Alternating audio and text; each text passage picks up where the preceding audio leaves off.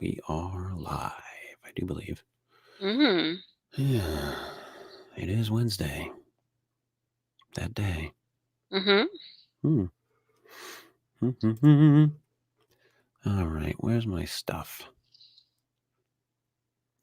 I always have to search for my stuff, Holly. My stuff is never where I want it. Yeah.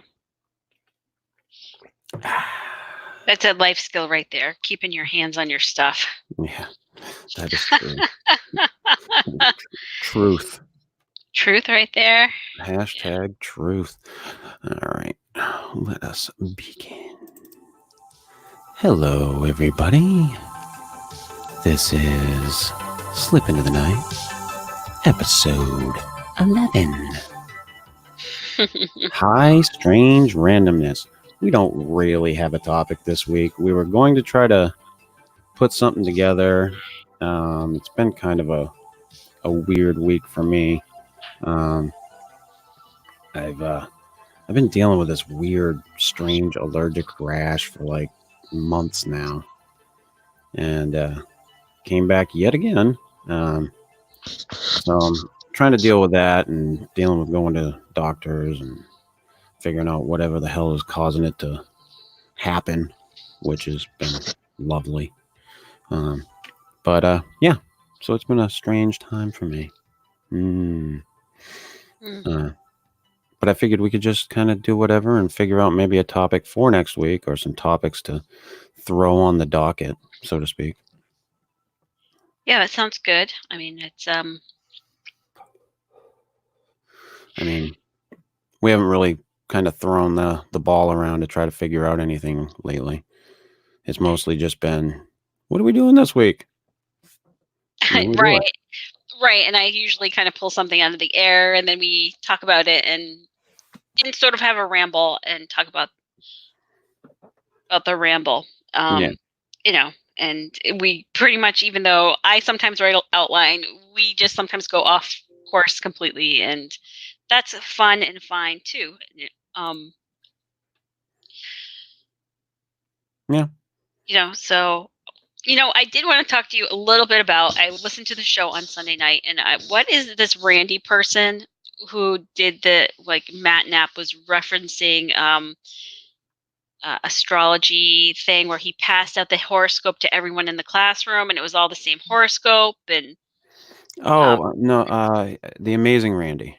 the Amazing Randy. Yeah, the Amazing Randy's been he's been a skeptic of psychics and like magical phenomenon forever. He was a stage magician. There's a great documentary about his life called oh God, I can't fucking remember it now. It's something liar, an honest liar. I believe is the name of it, and it's a great documentary. And like I said on the show, I think people like Randy are so skeptical that they're completely unwilling to have any belief in anything outside of what we would consider the realm of normal. People like him, Mick West, I stated on the show, they're just out to debunk things, and they're not going to look at things with an open mind, in my opinion. But yeah, at the same time, I think we need people like them. Oh, absolutely. So, but yeah, the thing that he was talking about is, Randy passed out to like a big group of people. He handed everybody a piece of paper and told them all to read the piece of paper, keep it to themselves. And it was basically their horoscope for the day. And he asked them all to let him know, like, if it had described what, if it was right. And, they all pretty much raised their hands for the most part. And then he said, okay, now pass it to the person to your right or behind you or in front, whatever. Mhm. and they all had the same horoscope. Mhm. Right. Um, so, and and like I said, Randy's one of those guys. He's very, um, he's a hardcore skeptic, Mhm. and we were kind of making the point on the show the other night that the horoscopes that you see like in the paper or in a magazine or whatever, that these are just it's just crap, really. Right. I It's would just actually regurgitated crap. I would as someone who has a lot of interest in astrology, I would actually 100% agree with that. That these mass-produced generic um, horoscopes are mostly crap. They are either out there to please you and just tell you something generic that anyone could have, hear, or relate to, and probably have nothing to do really with true astrology, or they are just like archetypal stuff that anyone can relate to. Hmm. Um, I think it's interesting, like some of the old psychological thinkers, like Carl Jung. He was really interested in astrology, and that there is a lot of overlap between psychology and astrology that some of the great psychologists have kind of investigated. And I think it comes down to that it describes archetypes and it describes these kind of mythic stories, and that is how it kind of resonates with people. But specific horoscopes written in the paper, just someone saying, "Oh, well, this is what's happening," you know, not accurate, except that you may resonate with that kind of mythic goings on. Yeah, Um, th- I've always found them to be just a generic crap. mhm. Um, it's not anything that's gonna be extremely poignant.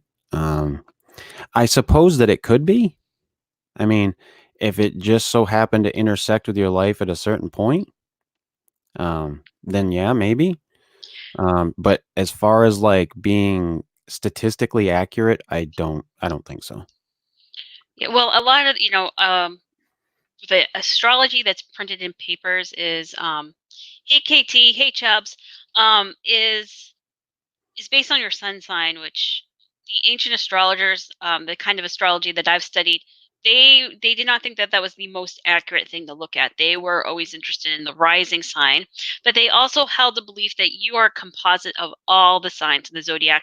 So really, anything that's written out there is going to touch something about you because you are all of the signs. Hmm. So you can read every single one of those horoscopes is applicable to everyone, even in the probably in the most generic form, because you know you may have some planets or whatever in so concentrated in certain areas, but the outer world is a manifestation of the inner world. So the inner world is all of the signs because it's all out there.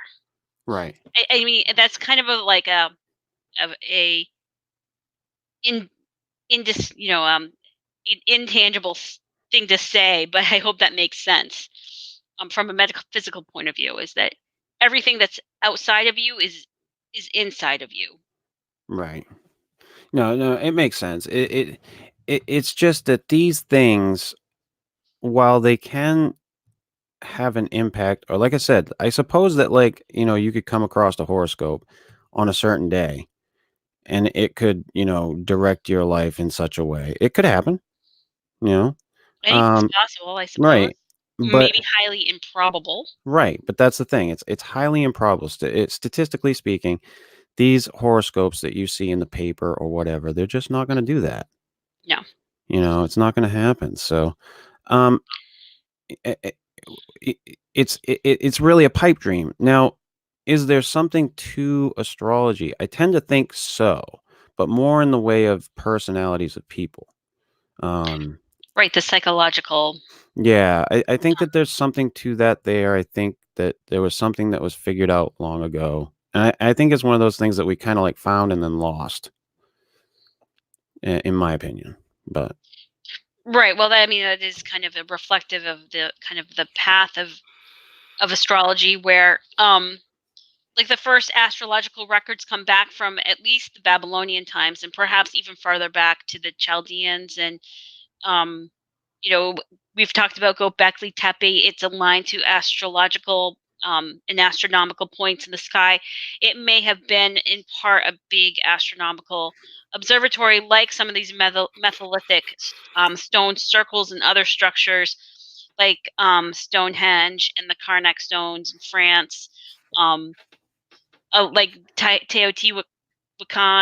You know, the Mhm. pyramids of Egypt have a lot of astronomical alignments with the constellation of Orion and the star Sirius, which were both very important to their kind of view of the cosmos. So it's very very old to kind of look at the stars, and it was it's kind of reached its height in the first century, right around the same time that Christianity became much more prevalent. And there is a bit of a switch over where kind of astrology and kind of medical physical thinking kind of fades out, and Christianity becomes a more dominant spiritual view in Western culture anyway. Um, and it all has to hinge on that idea of um, is your fate set in stone, or can you self determine your earthly experience? Right. And can you intercede with the divine to have your make choices and be self sovereign? Yeah. I see, I'm at a point now where I question all of that. Yeah. I'm very at odds with the whole idea of free will. Yeah. Um, and it it just to me, it for some for some reason, I just can't wrap my head around it anymore. I can't wrap my head around the idea that the things I do today were not predetermined the moment I was born. Like, I Mhm. can't because I was born to these specific set of parents who are going to do these specific set of things over a course of time, and all of that just seems like one thing into another, into another, into another, and it's all just going to happen that way. Mhm. I don't know that there's any getting out of it. I don't. And it might be a a horrible way to look at things. I don't think so. I tend to think that if we can understand that, then that's a different thing. Um, but I just have a hard time wrapping my head around free will these days. I really do. So, I just Frank, shout out to Frank. He says my horoscope today said I was going to be greatly entertained, and look, lo and behold, I am now watching this show. yeah, well, Like, thanks for because that implies like we're great entertainers, I suppose. yeah, or something. That's something of a compliment there. So thank you, Frank. So I kind of understand what you're saying, Chris. With the certainly with the astrological thought, it was like what how you start something is how basically how it ends, and it influences kind of the outcome.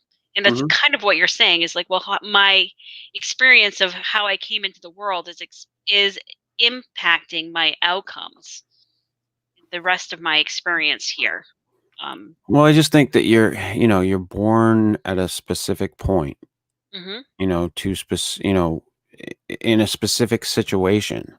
mhm, And I think everybody around you is all bound to their own fate. So mhm, it's all set what they're going to, and it just, mhm, it, I've always wanted to believe in free will. And mhm, I've always been a proponent of that. mhm, But the more and more I look at things and the more I think about it, I tend to think it's not really all that existent. mhm. Yeah. Um,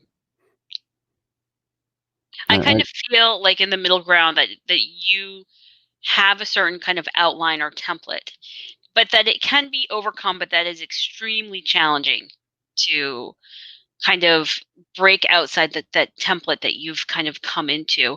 And I also kind of like the feeling of you kind of come here to experience a certain type of experience, and that decision was made. Well, Um, yeah, and you again, that falls in line with you're gonna have a certain experience, know. Hmm. and Yeah. that's, set to happen. Hmm.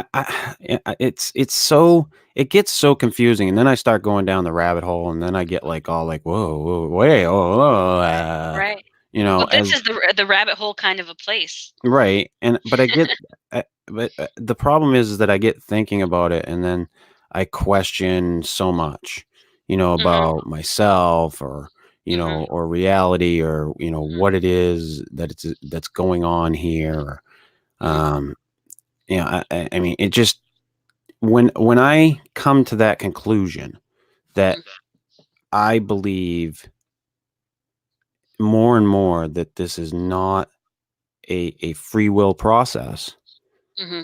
it's scary. It's scary to think that. To think, well, maybe I don't really have a choice. Hmm. Maybe I'm supposed to experience this thing just in this way. Hmm. I don't Yeah. know. I don't have Yeah. that answer, so. Yeah. And I don't fully have that answer, you know, although you know me outside of this channel, so you know that I study my own personal astrological chart and astrology all the time, and Mhm. that is like the basis, of my thing, and I find my chart to be very accurate too. But it is all how I look at it and how I interpret it, and um, and I see the things that are not are you know I can see the things that are difficult in it, and so this is one of those tools that maybe doesn't have meaning to other people, but it has meaning to me, and it has given me perspective. For example, I have a son in what they call the eighth house, which is about transformation, and my life has had a lot of transformation. Someone else looking at that may not feel that that's significant, but for me, that helps me understand my experience. Yeah. And that's when I think it's important is when you can find that kind of a framework that helps you understand and maybe cope with your experience when it's not all like um you know um millions of dollars in paradise, but there's more like challenges to overcome. Right. And Yeah. certainly there's a lot of challenge in my horoscope. Well, I think there's challenge in life for everyone. I mean, life in and of itself is hard, period. Hmm. Whoever you are, um, we all have our shit to deal with, no matter who you are, what status you have in life.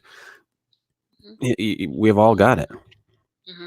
So, I, I, I mean, I wish there was a handbook, but we don't get one.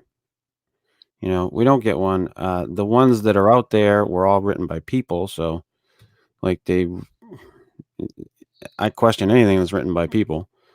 Hmm. Um, but I think going down these little, like I said, these little rabbit holes, they're good for your brain. And in a lot of ways, like I was saying before, they're scary. They make me question a lot of things. They make me, you know, say, how how much control do I really have, and am I okay with that? Hmm. Um, which is a hard thing to wrap your head around. Hmm. So I think that these systems like astrology, like you were saying, can give you a better look at things. Hmm.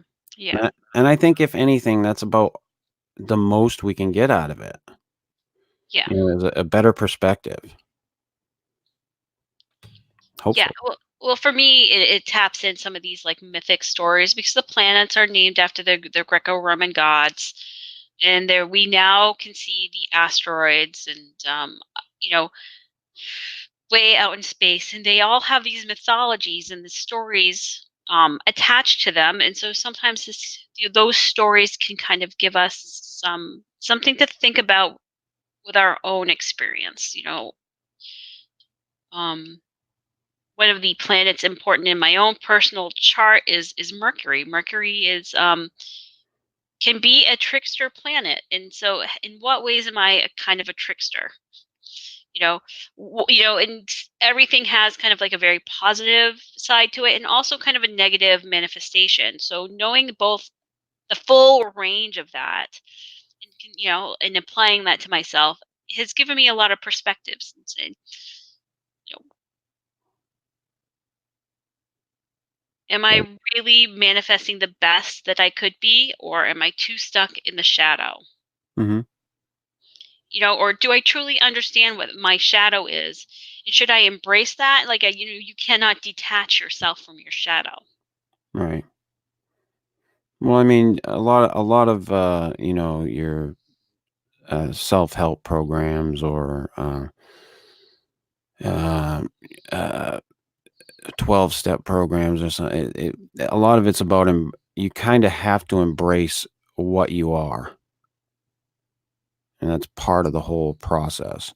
Is understanding this is the demon that I am, and coming to terms with it. I mean, it's a lot of it is that, and you can apply that to so many things in life. Hmm. People go to the negative aspects of a lot of different things, Hmm. and too far in the positive in other ways. It happens on both sides of the spectrum. Right. So sometimes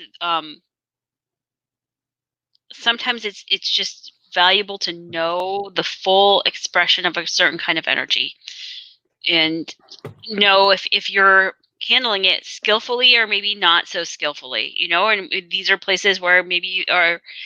I have learned a lot from studying my own personal astrology chart, is how I need to grow. One of the things that I have is a lot of, like, this extreme work ethic, but I don't know how to play as well. And so that's one of the places where I can see that in my astrological chart. And it's one of those ways that I know that I can see myself, that I need to not have such a puritanical work ethic, and just sometimes relax and try to be more fun. Hmm. So that is a way that astrology works for me. And for some people, it's not their thing. It's not going to work for them. No matter what, they have to find their own thing where they can do that self-examination and understand, um, if they're interested in doing that self work. And some people, I don't think that that's their path here on. They are coming for different experiences. um, Oh yeah, everybody is here for a different reason. Um, it, I think if you look at it from a distance, it's quite obvious. I mean, there's just so many different uh, personalities and lifestyles and uh, uh, just wealth levels. Whatever the case may be, everything runs the gamut, and there's so many different types of people, hmm and I, I just I don't know. I don't know. The whole thing just kind of, like I said, it kind of scares me. It's one of those things that kind of scares me, is the idea of, do we really have a choice in this whole thing, or is hmm it all preordained? Yeah, I loved the first Matrix movie. The second two, ugh. But hmm there's a scene in the second movie where one of the programs, the Oracle, says to Neo, she says, "You're not here to make the choice. You already made the choice. hmm You're here to understand why." Yes. And I think that's an extremely poignant line in the movie, and it pertains to this, and I think hmm that that's the case, that we've already made the choices. I would agree with that before we come in. And there was I read some books about about people who were doing, and again, hypnosis is kind of dodgy. Mhm. So but I did find like with that doctor, his name's Brian Weiss, and he wrote the where he could bring people into hypnosis and then bring them into past lives through hypnosis. And then they kind of expanded on that, and they got people in that time between lives when they're in some kind of other non-earthly place in their planning. And it could completely be 100% fiction of these stories that they're telling, but it is an interesting concept of that before you come and incarnate into a physical human body, you are a non-physical being someplace else making decisions of, this is the person that I'm going to incarnate into, and this is kind of what their circumstances are, and this is how their life might map out. Mhm. Mm. Especially if you consider that time may not be linear, so you could potentially, you know, Yeah. incarnate into the 20th century, and then incarnate into the 6th century, and then incarnate in the 11th century, and have, you know, all these various different experiences in different times and places. That is kind of what blows my, makes my mind start to spin. Yeah, I'm often reminded of there's a book, and I gave you the book and had you read it. Illusions by Richard Bach. Um, I did read and it there's several this times, actually. there's a scene in that book where the character Richard, who he writes it as himself, he uh, he meets the Messiah basically, and he at one point he asks the Messiah, he says, "Why are we here?" And the Messiah is like, "Let's go see a movie."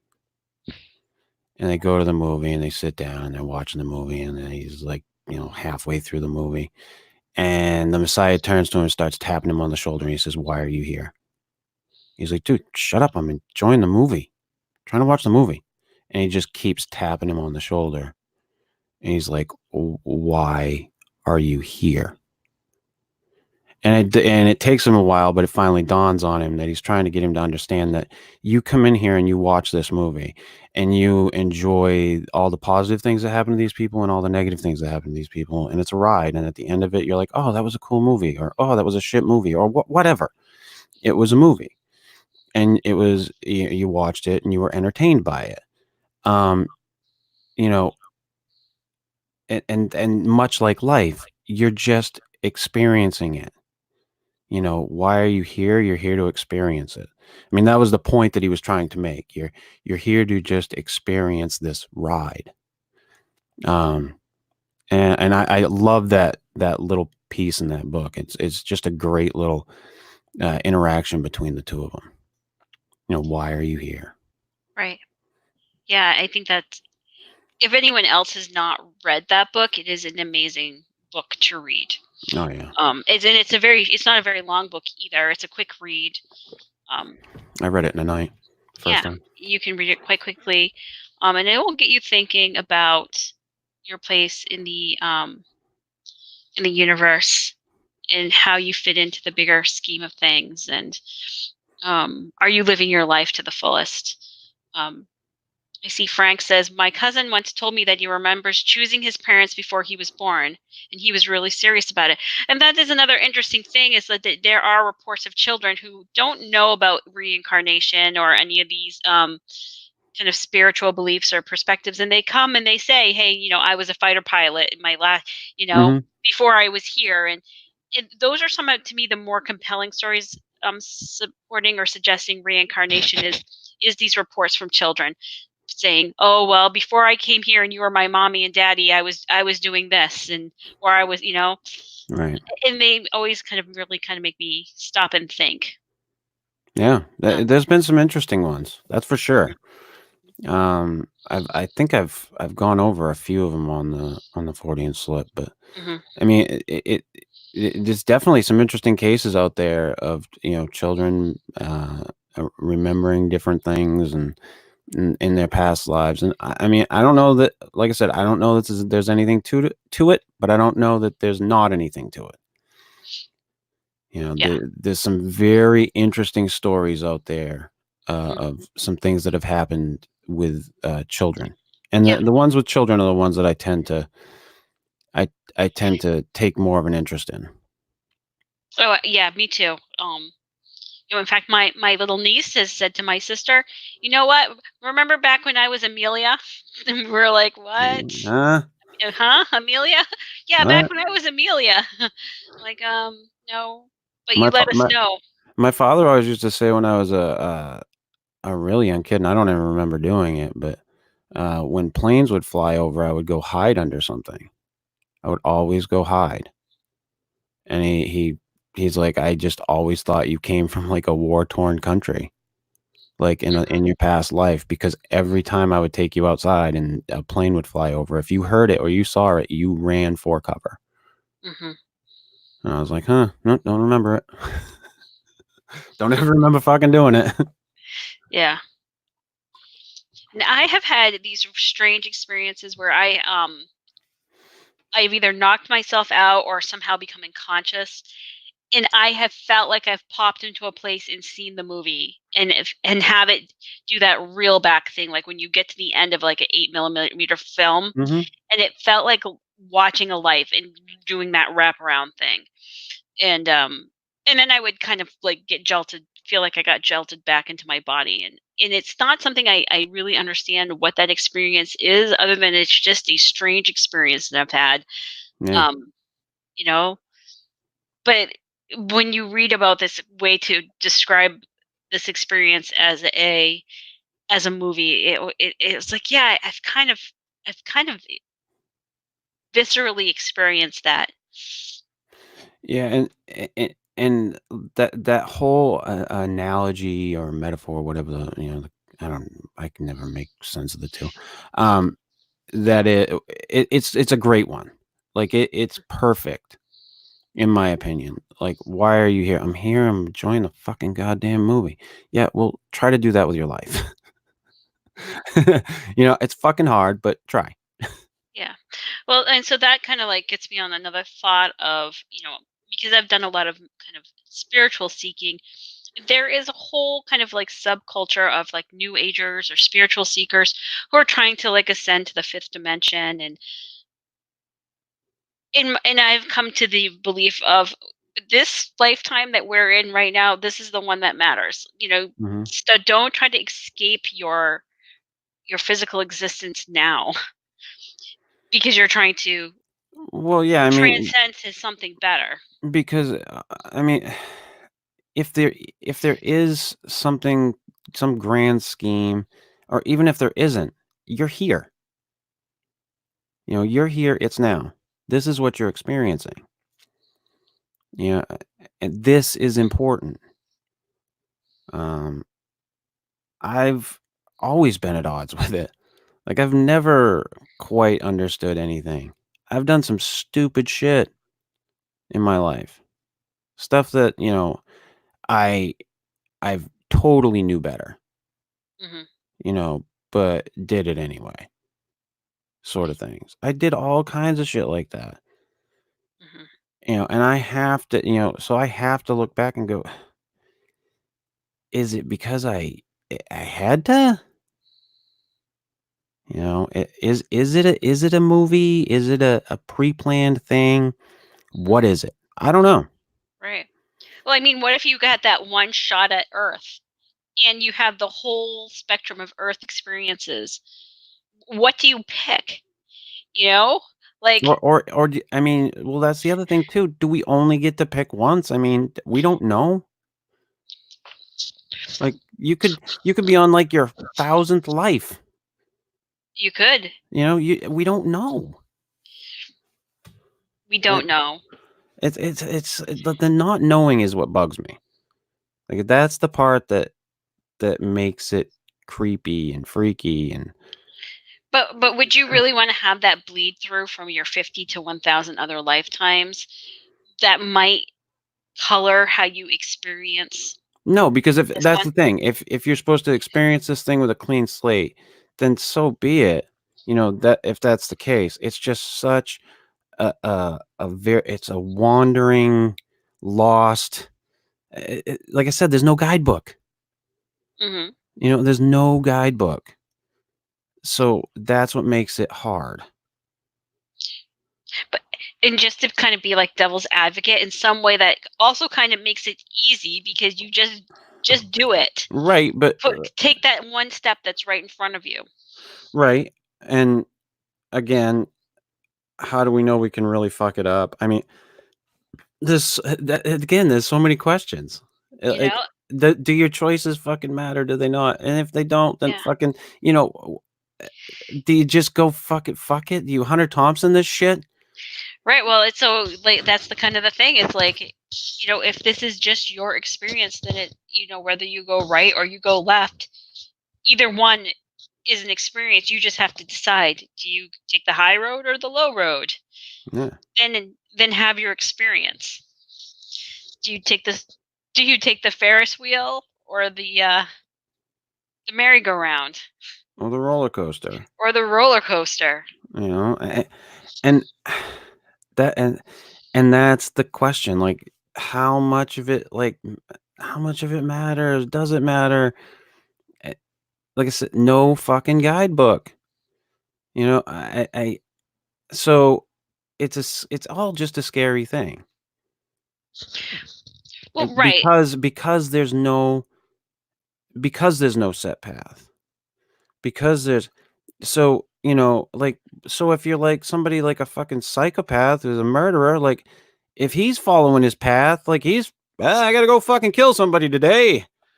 Da, da, da, da, da.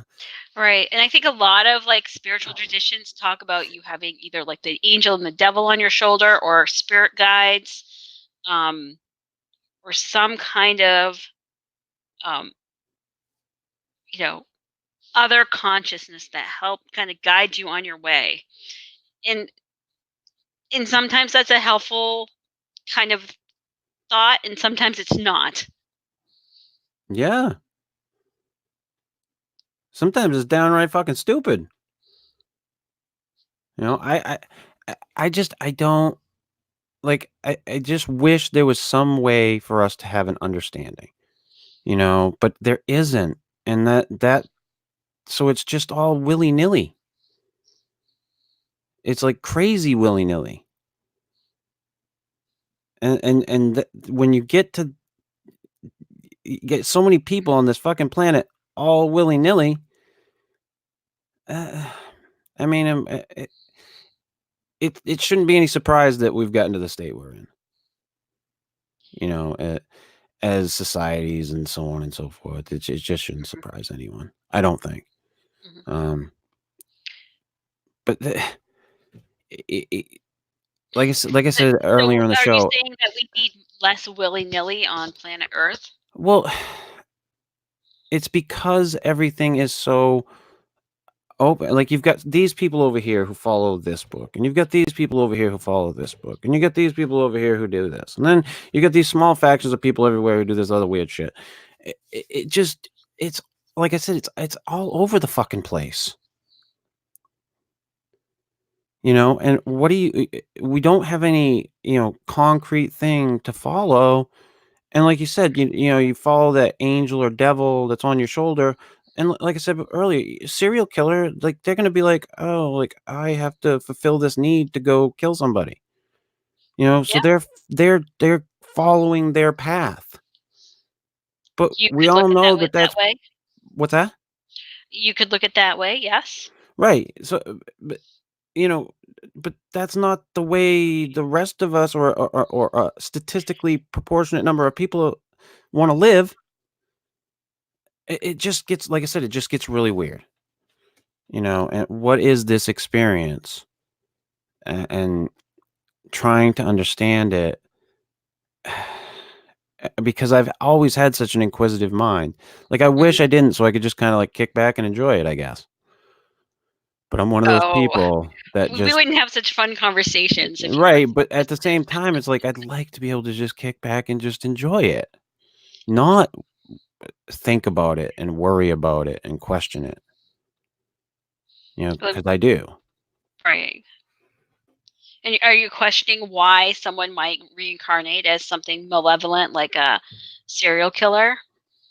Um, No, Because I think I can understand that, like, if that's the way that this is done, um, how like, I can understand that maybe that's an experience that you need, you know, like playing the bad guy, you're like, it's maybe you need to be that person that's devoid of feeling for other people so that you can understand it later. I don't know. Like, I can get it, though. I can get it, like, maybe as an understanding thing. I can I can understand it from the point of view that there are certain experiences that are like movies, and sometimes you have to have that character that's the bad guy, and it gives some kind of adventure to the experience. Do you know what I Mhm. mean? It gives some the more of the protagonist or the heroes of the movie something to survive, overcome.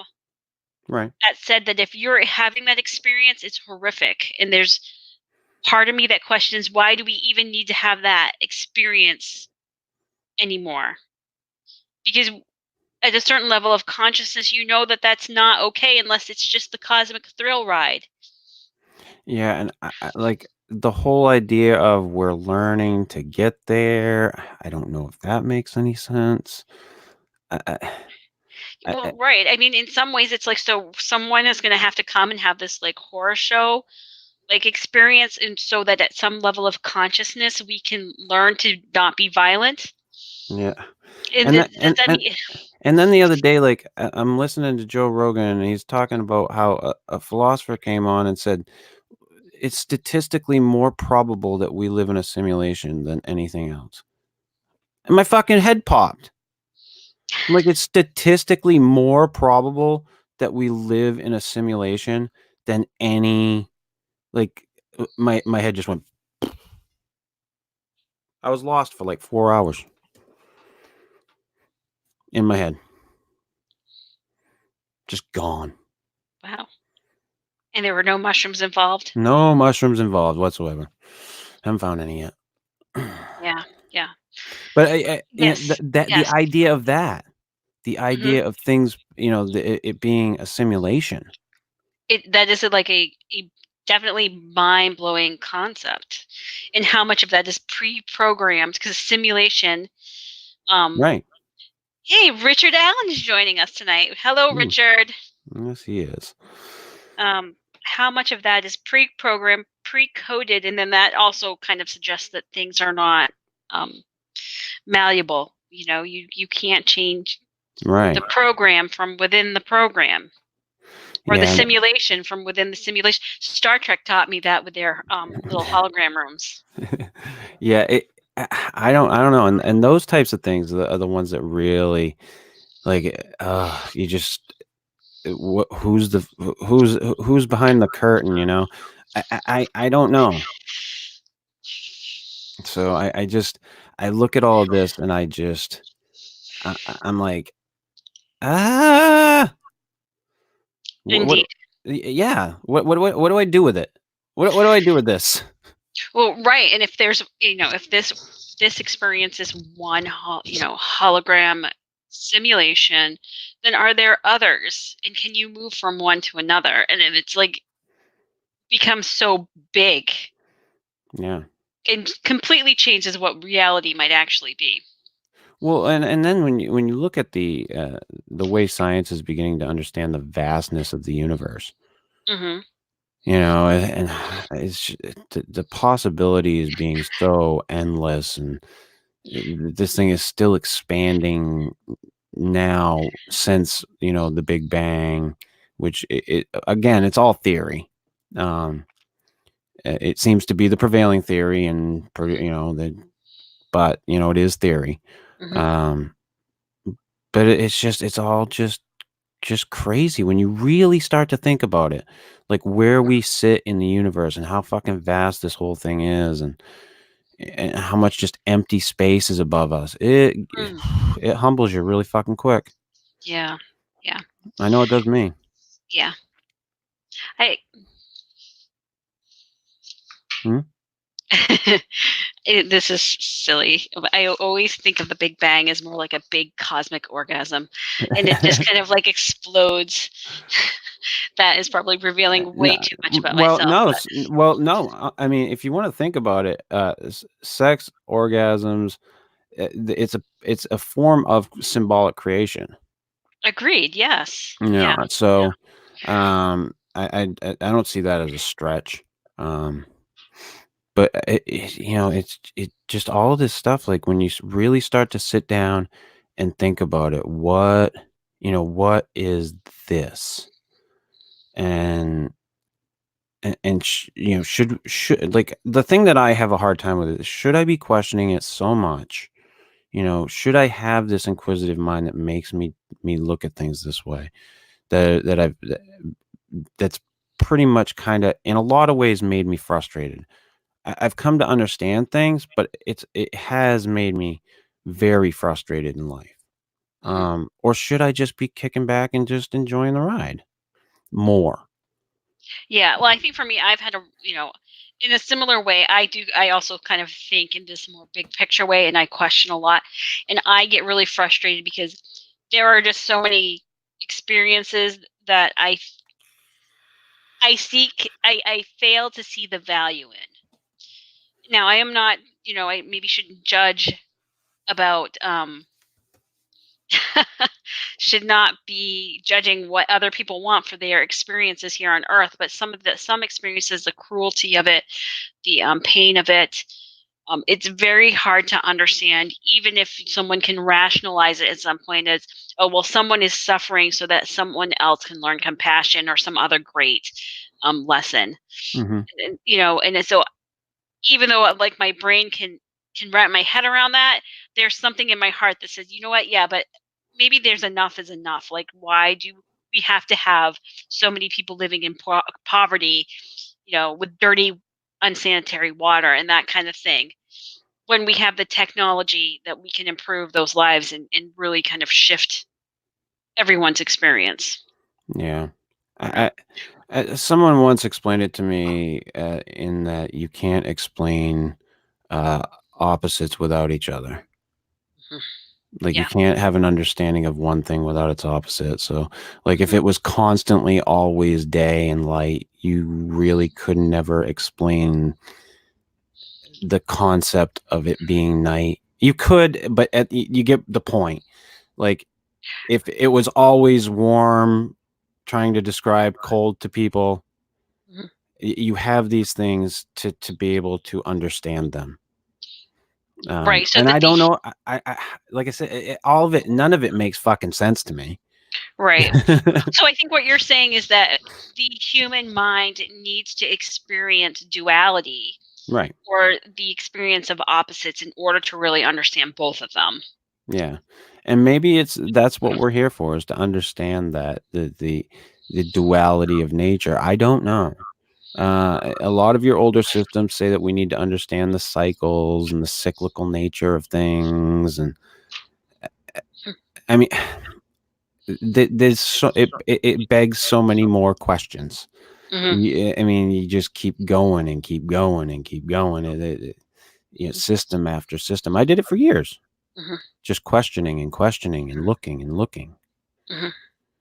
and came up with Right. not a lot, something, Right. but Right.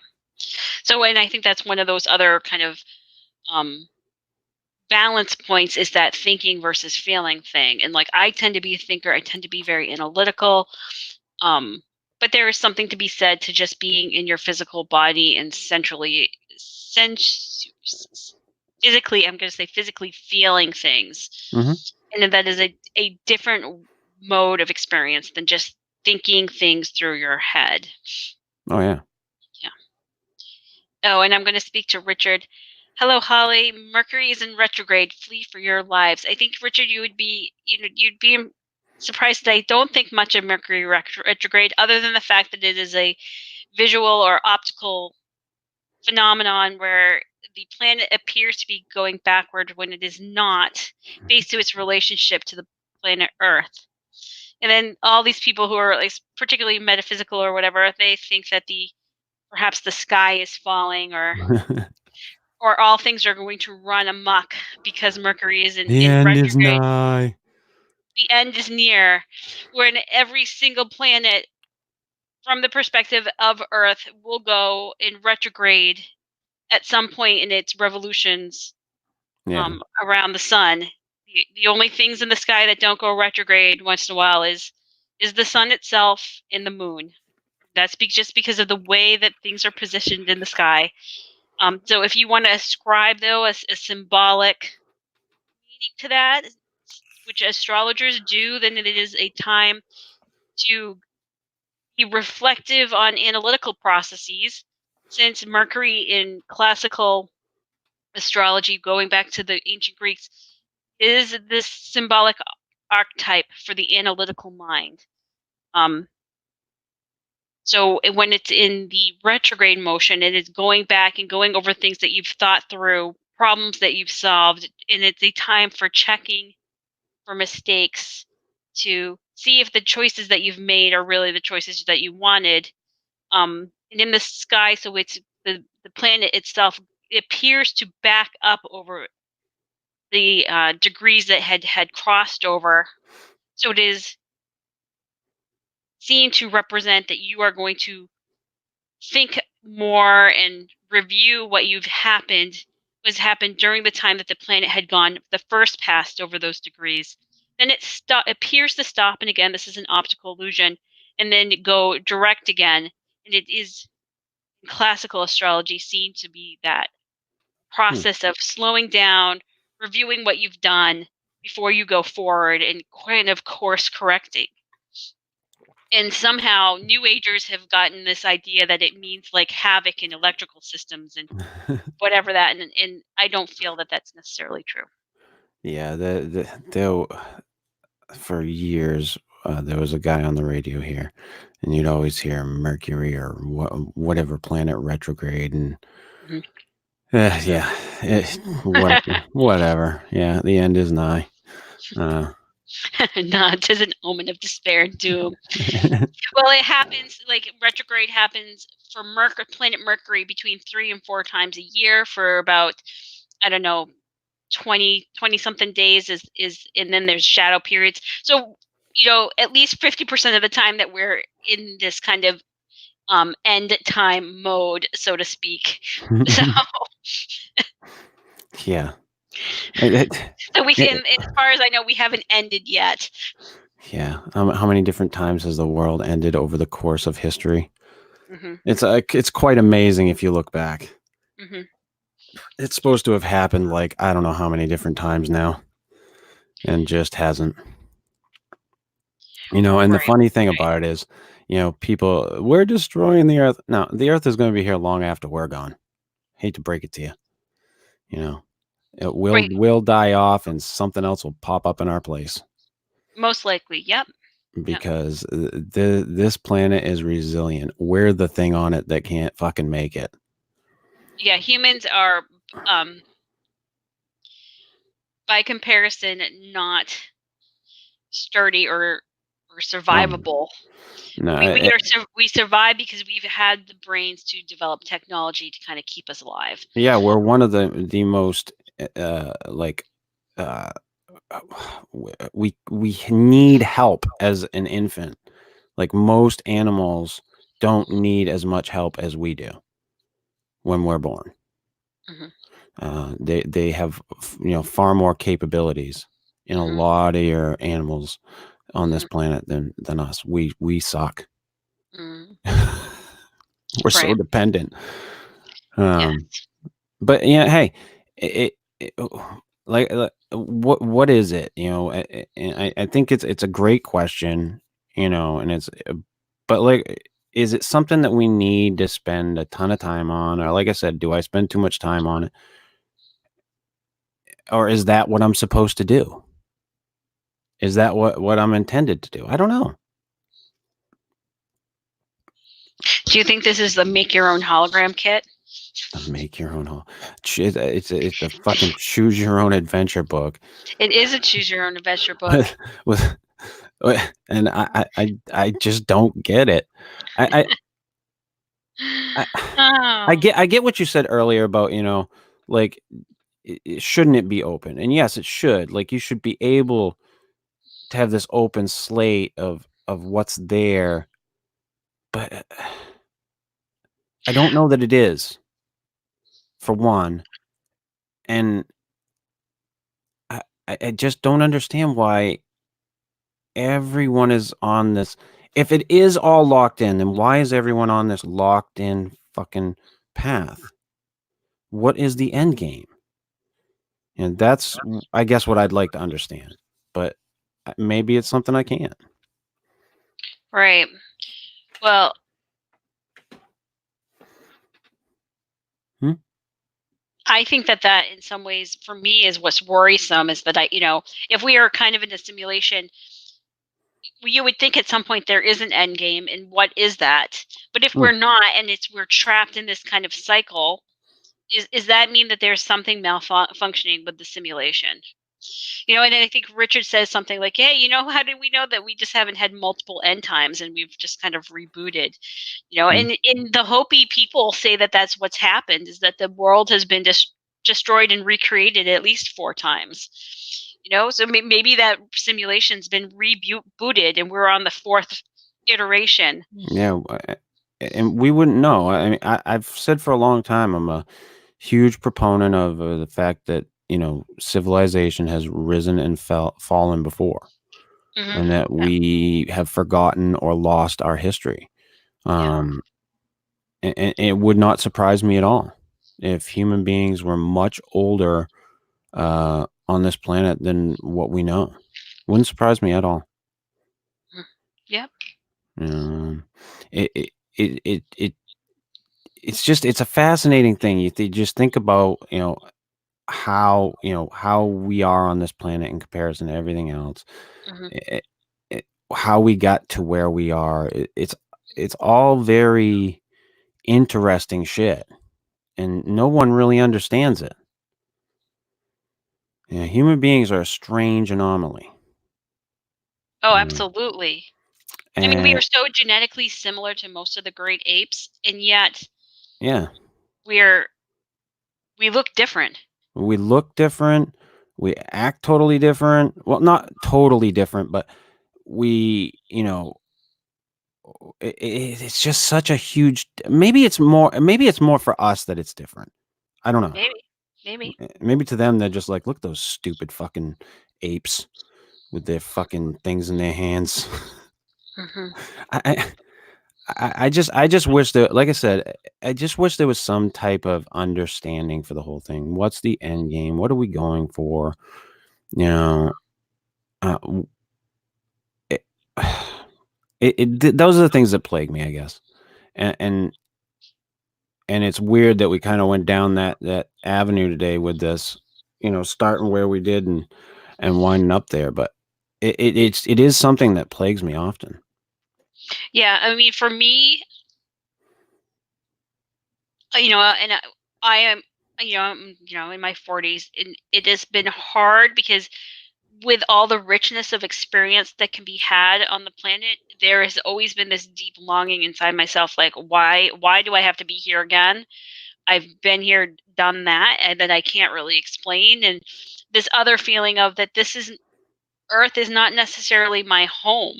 And these are Mhm, feelings inside me that I can't really explain, mhm, um, but challenge kind of like conventional ideas of what life is, um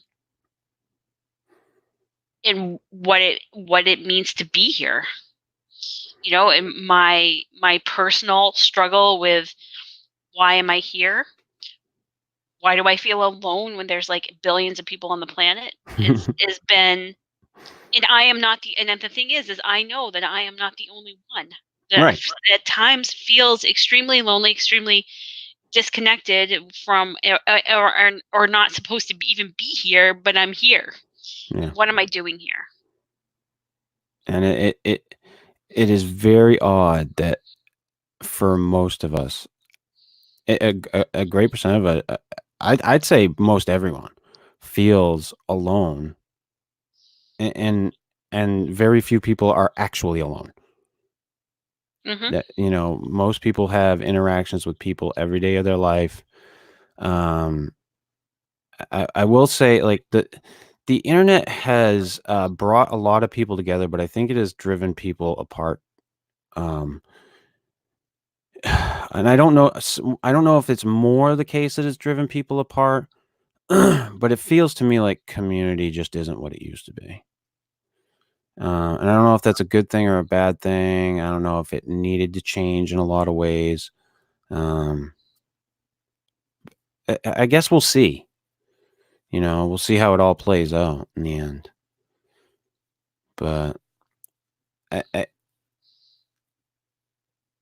what I, it's for the longest time I thought that people as people suck. I was just like, people suck, people suck, people suck. And then my ex-wife's brother went across the U.S. and he saw so much generosity. People like helped him out all over Mhm. the place. Yeah. And it kind of like restored my faith in people a little bit. I was Mhm. like, oh, people aren't as bad as I thought, Mhm. but a lot of that has to do with the media has demonized a lot of shit. So we focus on the negative aspects of society and the negative aspects of people, Mhm. and less on the positive aspects of people and the positive aspects of society. But it Agreed. Yeah. it's just something that we're gonna go back and forth about for the ages, I guess. You know? Well, right, and I think for me, a lot of it has been a matter of perspective and a matter of doing some of this internal work in shifting my own perspective and having experiences that have made me feel um, better in my own skin, happier, more um, a part of this reality, I guess, so to speak. For me, some of that was kind of similar, where I went hiking, and meeting people out in the woods as hikers. Hikers are some of the friendliest people. Oh, yeah. They will help you. They will talk to you. You may never see them again, but you can talk to them going up the trail and about just whatever, and then you go on your way. If you fall, they're there. They're going to be like, "Are you okay?" Mhm. You know, just s- being out there and being in the world has been in a lot of ways it has restored my faith in the world, but there is this element of storytelling that things are very negative that kind of perpetuates um, stuff. So Oh, yeah. it's kind of like sifting like what the actual reality is and the actual experiences from the storytelling of that things maybe are not as bad as we perceive them to be. Yeah. Yeah. I grew up in a family that was very, scared of the outside world. Like, you don't wanna go to, like, New York City. It's scary there. Shit like that. Um, and when I first went out and saw the world, I was like, "It's not as crazy as everybody made it out to be." I mean, I'm sure there's, like, crazy shit that happens and there's crazy places, yeah. But it was not as crazy as, it was made out to be to me. Yeah. And and it was a shock to me to know that, like, I was like, "Oh, it's wow, this place is a lot like home." Mhm. You Yeah, know? I know. So we have much more in common, than we have as differences. It's just fascinating, and I really, like I said, I really wish I could wrap my head around all of it. You Mhm. know, it's it's a weird world we live in, and and life is hard no matter who you are. Yes. Um, Yep. but um, Holly, I think I'm gonna wrap us up.